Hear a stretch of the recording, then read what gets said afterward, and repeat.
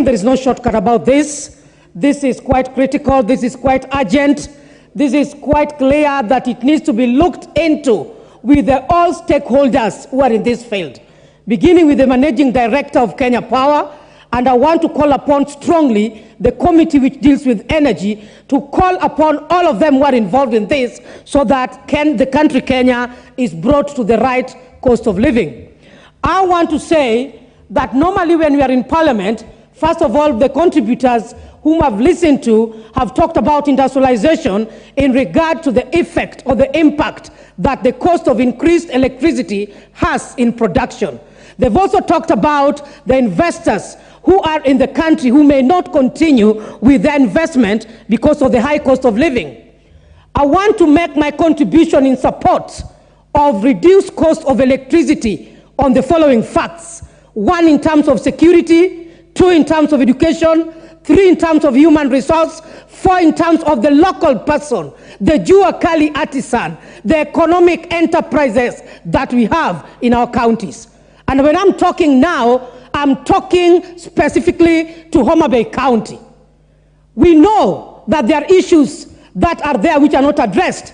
We cannot be talking of a country of continued increased amount of cost on various things without looking or addressing the prerequisites that are underlining to what is causing the problem. In terms of the Jua Kali artisan, the increased cost of living, has Kenya Power tabled? Have they made known the reasons as to why the cost of electricity continue going high? As a country, as the 13th Parliament, in the manifesto that was given by the government, was to ensure that there is sustainable economic empowerment of our youths. That cannot be realized. I'm looking into the person who is the barbershop, the kinyozi boy, who wants to be empowered through what he's doing. Yet the units that he gets once he purchases is too high. Are we going to realize what we are talking about, youth empowerment? It is crazy. I look into the fishing industry. The people who are able to afford the big trucks and they bring the ice in coolers, we are able to produce this at our local areas. And so the cost of electricity must go down.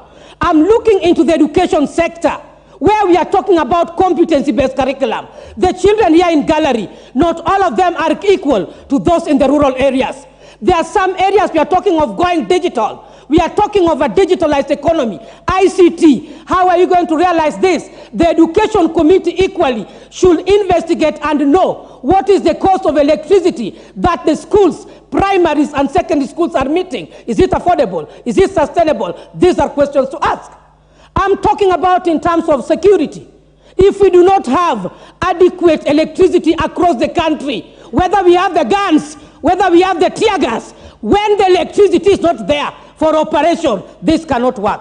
I'm talking about motivation of the human resource employed under the Kenya Power. It will take days for you to reach Kenya Power so that there are connections. Why do we talk of increased costs while the jobs that are supposed to do are not well managed? I'm saying the management of Kenya Power should up their game. If there is a problem with the transformer, does it mean that they don't have field officers to establish before we report to them?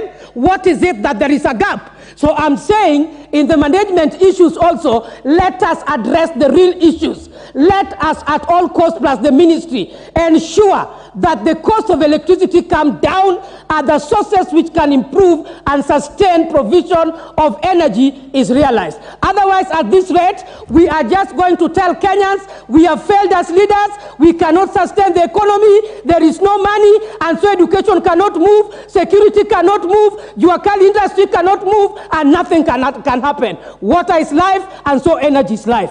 Thank you, Madam.